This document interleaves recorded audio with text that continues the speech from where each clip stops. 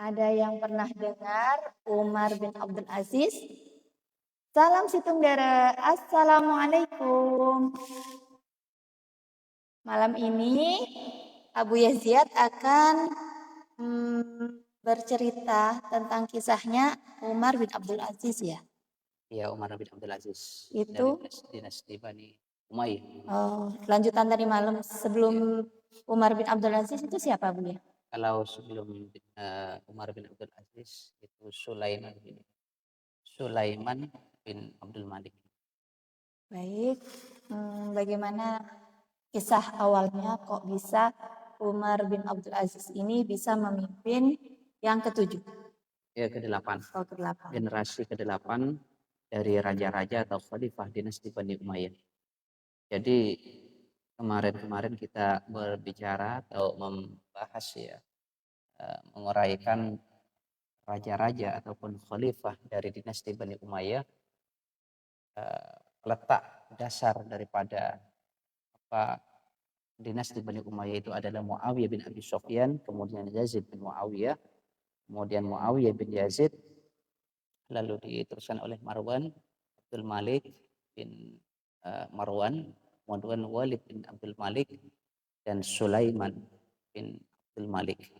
Dari Sulaiman bin Abdul Malik inilah tidak menunjuk anaknya sebagai khalifah atau sebagai putra mahkota saat itu, karena apa pertimbangannya? Satu, memang salah satu putranya ini wafat sejak kecil, dan juga putra-putra yang lain ini dengan pertimbangan oleh para penasehatnya ini takut kurang adil ataupun kurang pantas untuk mewarisi tahta sesudah Sulaiman bin Abdul Malik ini. Sehingga dengan demikian maka Sulaiman bin Abdul Malik menunjuk sepupunya sendiri, yaitu Umar bin Abdul Aziz. Pertimbangannya apa menunjuk Umar bin Abdul Aziz ini? Karena Umar bin Abdul Aziz ini di samping orang yang berpengalaman di bidang pemerintahan, di samping itu pula dia terkenal mulai sejak awal sebelum menjabat sebagai khalifah, terkenal baik di kalangan orang-orang itu. Oh, ini Baik, yang paling baik. cerdas, terpelajar. Dan juga di dalam sejarah Islam, kalau belajar sejarah peradaban Islam ini, dari sekian banyak raja-raja ataupun khalifah di dalam Bani Umayyah. kerajaan Islam secara keseluruhan, bukan hanya Bani Umayyah, yang baik itu hanya ada 4. Siapa aja? Kalau Rasulullah sudah pasti, kalau Khulafaur Rasyidin sudah pasti tidak dibahas. Selain 4 dan selain Khulafaur Rasyidin Abu Bakar, Umar, Utsman, Ali, maka itu habis itu kan banyak raja. Banyak raja-raja Islam, dinasti-dinasti yang dideklarasikan sesudah Khulafaur Rasyidin. Ini khalifah-khalifah rata-rata semuanya ini tidak baik. Yang baik itu hanya ada 4 yang tercatat di dalam sejarah. Termasuk Umar. Salah satu di antaranya adalah Umar bin Abdul Aziz dari dinasti Bani Umayyah, Harun ar-Rasyid dari dinasti Abbasiyah, kemudian Salahuddin al-Ayyubi dari dinasti Ayyubiyah, dan yang terakhir adalah Sultan Muhammad al-Fatih dari dinasti Utsmaniyah Turki. Itu memang terekam di dalam sejarah ini bahwa orang-orang ini memang sangat istimewa sekali. Sangat istimewa sekali. Namanya memang sudah ini ya, melanglang buana di sejarah Islam. Iya, kalau yang lain itu kejam, membunuh bapaknya, kemudian menggulingkan keluarganya sendiri, kejam kepada rakyat, merampas tanah-tanah rakyat, terus ia memperkaya, jalan perkaya. Tapi kalau Umar bin Abdul Aziz ini yang menjadi topik pembicaraan sekarang ini, sangat luar biasa. Tatkala dia naik tahta ditunjuk oleh sepupunya sendiri, Sulaiman bin Abdul Malik, maka langkah yang dilakukan pertama kali itu, kalau yang lain sebelum-sebelumnya ini adalah perluasan wilayah. Perluasan wilayah. Kalau ini tidak fokus ke sana, menata administrasi negara, menata orang-orang yang ada di dalam negara, di pemerintahan saat itu. Salah satu di antaranya adalah mengembalikan harta rampasan atau hak-hak yang diambil dari keluarga Bani Umayyah dari rakyat secara paksa, itu dikembalikan semua oleh Umar bin Abdul Aziz. Ini salah satu langkah ataupun kebijakan yang dilakukan oleh Itu Umar bin kira-kira Abdul kenapa? Aziz. Sebelumnya merampas itu kenapa? Ya karena memang memperkaya diri rata-rata raja Oh, begitu, khalifah. Maka Umar bin Abdul Aziz sejak naik takhta, maka dia ini mengembalikan semua hasil yang rampasan tadi dirampas. itu kepada rakyat, yang punya rakyat, tanah-tanah yang dimiliki rakyat yang dirampas secara tidak benar oleh kerajaan saat itu dikembalikan semua. Ini prestasi yang dilakukan oleh Umar bin Abdul Aziz. Dan Umar bin Abdul Aziz ini di dalam cerita-cerita yang dikemukakan di dalam sejarah itu, orangnya ini juga sederhana, dan bahkan uang belanjanya tiap hari itu hanya 2 dirham. Tahu berapa kalau sekarang bisa bisa 200 2000, ribu lah, 200. 200 ribu. Bayangkan Seorang raja. seorang raja yang sangat terkenal, pemimpin umat Islam saat itu, hanya kehidupannya ya seperti ini. Dan bahkan ketika berkhutbah, saking sederhananya Umar bin Abdul Aziz ini, terlihat oleh jamaah itu bajunya ada tambalannya. Karena hidup sederhana. Pantas kalau di dalam sejarah peradaban Islam itu disebut oleh Sufyan Ats-Tsauri ya kalau nggak salah. Itu disebut Umar kedua setelah Umar bin Umar. Khattab. Saking adilnya, saking tegasnya, saking Tapi tidak setegas kesederhanaannya. Umar bin Khattab mungkin ya. Iya, iya disebut Umar kedua ini. Sehingga dia tidak mau memperkaya diri. Tidak memperkaya diri. Dan bahkan ada di dalam cerita Umar bin Abdul Aziz ini tatkala menjabat sebagai khalifah, posisi ada di istana, maka tiba-tiba datang putranya. Itu Yang dimatikan lampu itu. ya, datang putranya, kemudian ditanyakan oleh Umar ini, kamu kesini mau apa? Dalam urusan apa? Kamu kesini mau membicarakan tentang apa? Maka putranya bilang, saya mau berbicara tentang masalah keluarga, bukan urusan negara. Maka Umar bangkit dari duduknya, kemudian duduk di lantai.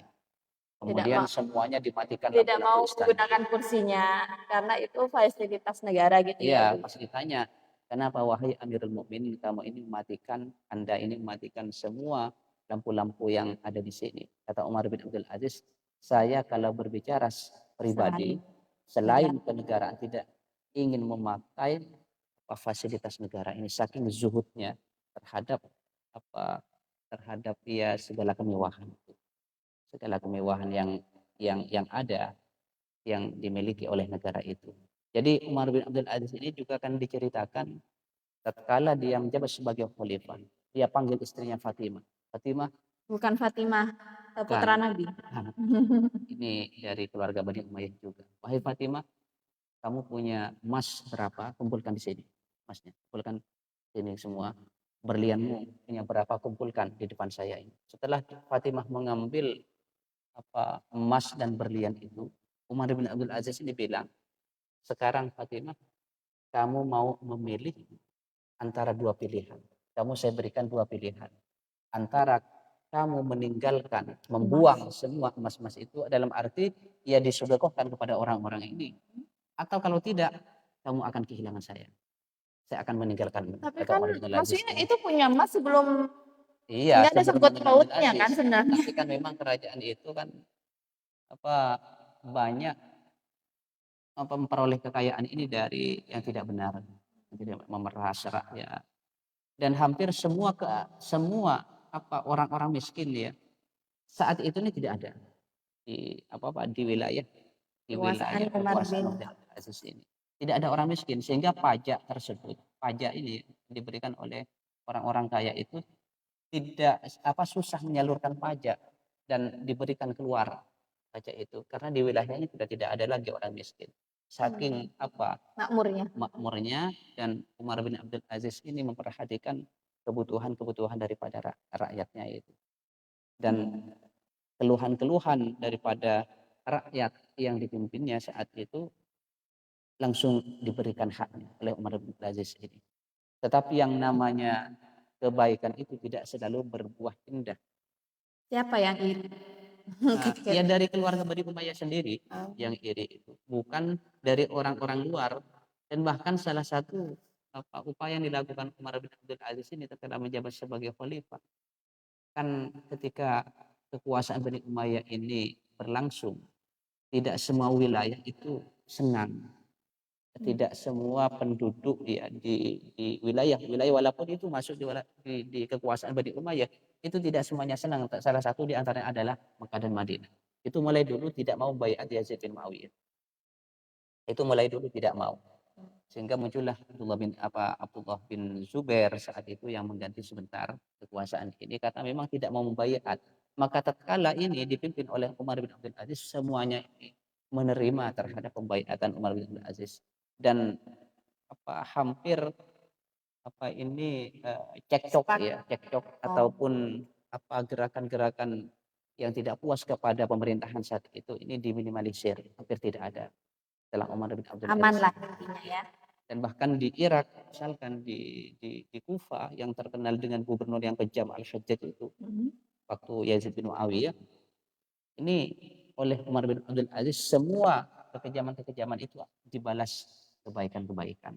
Apa yang menjadi keinginan masyarakat saat itu dipenuhi sebagai imbangan daripada kekejaman gubernur yang dilemetkan atau ditugaskan saat Yazid bin Muawiyah ini menjadi khalifah.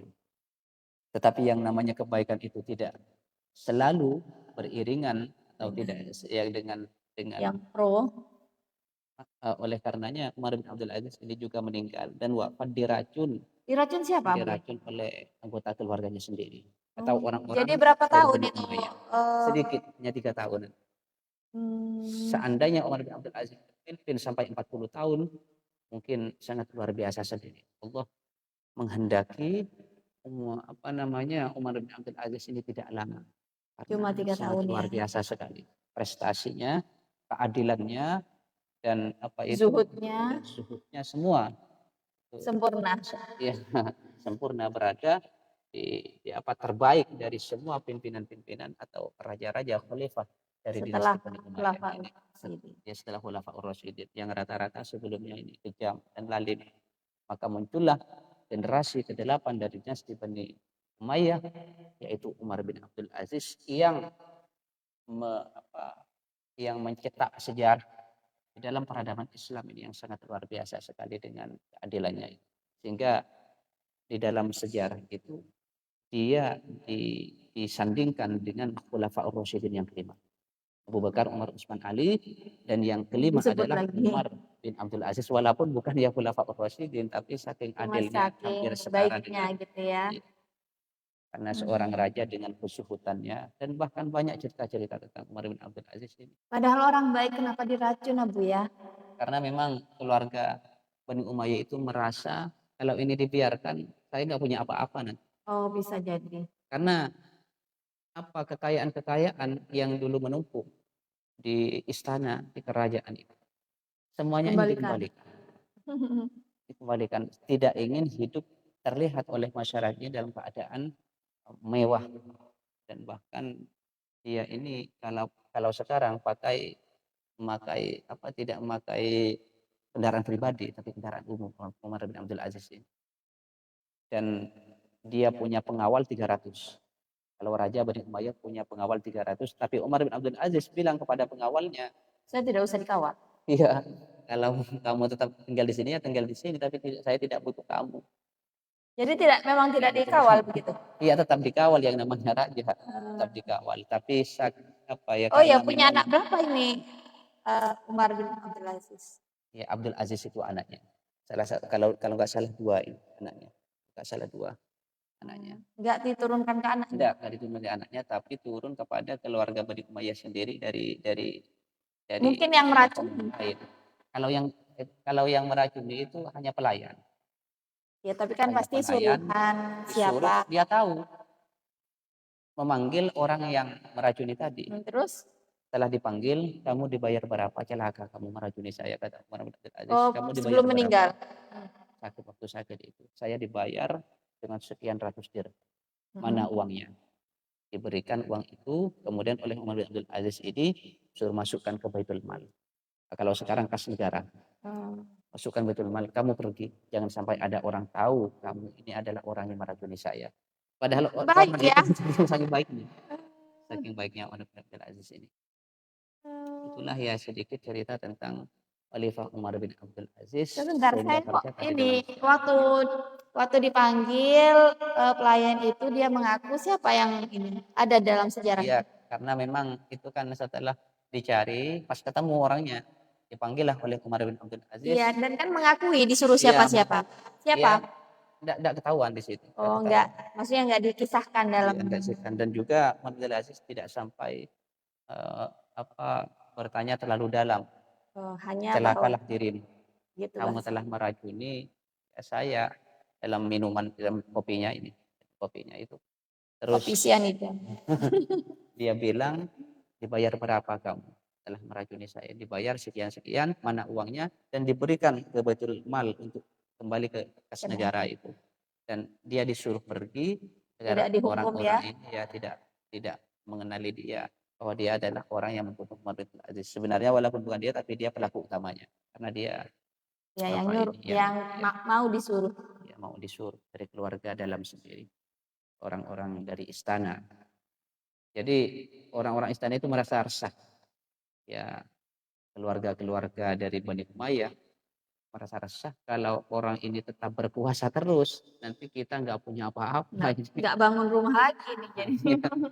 Dan Umar bin Abdul Aziz ini selalu berkuasa, selalu Oh, berwasiat kepada orang-orang masyarakatnya takutlah engkau kepada Allah kepada Rasulnya dan harus kamu mendahulukan Allah dari segala apapun agar supaya kehidupanmu itu apa ini mudah mudah dalam segala urusan ini. Jadi dia termasuk orang yang sangat zuhud sekali hingga dalam satu berarti kesempatan sangat, maksudnya dia sangat berilmu sekali ya, dia Bu ya. terpelajar, dia mulai sejak kecil terpelajar mengambil apa belajar ke Madinah dulu ke para sahabat-sahabat Ini kepada memimpin di sahabat-sahabat. mana? Oh, Umar bin Abdul Aziz. Kalau dinasti Bani Umayyah pusatnya di Damaskus, Syria. Oh, tapi masih nyambung nggak? Mau menguasai Makkah Madinah bukan? Iya, Oh, Mekah Madinah, Mekah Madinah termasuk dalam kekuasaan Bani Abbas sampai juga ke Asia, Asia bagian tengah, Afrika, hampir seluruh Afrika itu dikuasai, termasuk Mesir, Afrika Utara ini. oleh. Terus Irak, semua itu kawasan-kawasan negara Arab. Hmm. Sampai bahkan ke Eropa, di Spanyol. Nanti ada setelah kekhalifahan dinasti Bani Umayyah pertama ini, nanti ada di saat serangan dari dinasti Bani Abbas di Baghdad. Semua apa eh, raja-raja yang hidup saat itu, ya termasuk keluarga raja-raja dibunuh semua sama As-Saffah namanya nanti. Itulah yang pertama kali mendeklarasikan sebuah kerajaan namanya dinasti Bani Abbas sesudah dinasti Bani Umayyah berakhir. Raja terakhir dikejar, dibunuh, anak-anak kecilnya semuanya dibunuh supaya tidak ada keturunan lagi dari dinasti Bani Abbas yang bergelar As-Saffah. Abul Abbas As-Saffah nanti jagal, Penjaga. beli semua orang, wanita, anak-anak, laki-laki, yang penting itu dari keturunan Bani Abbas, dari Umayyah, semuanya ini nanti akan dibunuh. Sebentar. Maka ada satu nanti yang lari, namanya Abdurrahman Ad-Dahil, lari sampai ke Palestina berbulan-bulan, pas menetap di Spanyol di Andalusia, disitulah nanti menyusun kekuatan yang menjadi tandingan daripada Yang kerajaan tadi dinasti Bani Abbas. membunuh itu ya. Iya. Itu selamat, hanya satu orang ini yang selamat nanti. Dari ceritanya, dari kisahnya Umar bin Abdul Aziz ini, apa ya, kok jadi takut jadi orang baik ini Bu ya? Ya karena memang Takut, orang baik seperti takut itu. diracun Bu ya. Diracun. Jadi ya tidak baik, yang namanya orang tidak baik ya orang takut, rasa takut. Karena rata-rata dari raja-raja, kedua khalifah dinasti Bani Umayyah ini memang sebagian besar ini kejam kepada rakyatnya, menindas rakyat, mengambil hak rakyat, yang tidak mau itu langsung dihukum dan dibunuh, langsung dibunuh.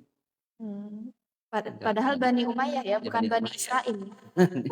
Kalau Umar bin Abdul Aziz kalau ada orang salah tidak langsung dihukum. Bagaimana? Ditahan dulu di rumahnya. Jangan-jangan apa keputusan saya ini menahan orang itu keliru. Mengadakan Masih evaluasi diteliti ya, selama 3 hari baru dihukum nanti takut keliru. Padahal itu orangnya sudah keliru. Kalau yang lain sudah langsung pancung, langsung penggal lehernya. Iya, itu jadi dari dulu memang kisos itu memang ada ya Bu ya? Ya, hukum Islam di Arab Saudi. Juga kerajaan-kerajaan itu menerapkan hukum pancung, itu sama Sampai sebenarnya. Indonesia gitu juga sepertinya, sejarah Indonesia itu. Jadi kesimpulannya bagaimana Bu ya tentang ini? Ya, kesimpulannya Tentang dari cerita Umar bin Abdul Aziz, seorang khalifah dari dinasti Bani Umayyah ke-8, ini adalah seorang khalifah yang terkenal di dalam sejarah Islam itu dengan ketegasannya, dengan kebaikannya, dengan kezuhudannya, sehingga tatkala dia menjadi khalifah, kebijakan-kebijakan yang dikeluarkan itu pro rakyat, bukan pro terhadap kebijakan pemerintah sendiri. dan itu Kalau bumerang sebelum-sebelumnya iya, dirinya. Sehingga dirinya diracun. ya pas akhirnya karena apa, kebaikan-kebaikan yang ditebarkan oleh Umar bin Abdul Aziz kepada rakyatnya ini berbuah terhadap kebencian daripada keluarganya sendiri ataupun dari keluarga Bani Umayyah yang berakibat kematian Ya wafatnya bumerang Umar ya. bin Abdul Aziz dengan cara diracun. Dengan cara diracun. Terima kasih ya Bu ya atas waktunya. Semoga bermanfaat. Semoga adik-adik atau mbak-mbak seperti saya yang belum tahu sejarah Islam, kita bisa sedikit demi sedikit tahu ya sejarah Islam yang wow luar biasa. Makanya sejarah Islam ini adalah sejarah yang mempersatukan umat Islam. Ini penting sekali. Kadang ada di salah satu universitas di Timur Tengah itu tidak menerima mahasiswa dari luar daerah, ya, kecuali hanya di satu jurusan yaitu sejarah peradaban Islam. Tidak menerima di bahasa Arab, tidak menerima di apa, fikih hukum Islam atau Quran hadis, tidak menerima. Ada salah satu, tapi kalau yang lain tidak. Rata-rata semua apapun jurusannya diterima. Hanya dia menerima sejarah peradaban Islam. Karena apa kok demikian? Karena dengan sejarah itulah yang mempersatukan umat Islam dunia. Bahwa umat Islam ini pernah mencetak sejarah keemasan. Apa itu, kalau di dalam sejarah ini keemasan Islam tahun 650 sampai 1258 itu masih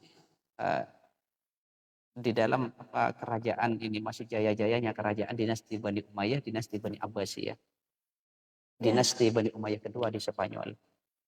Apa kejayaannya ini? Dari situlah lahir tokoh-tokoh Muslim dari semua bidang, baik dari keagamaan ataupun ilmu-ilmu umum.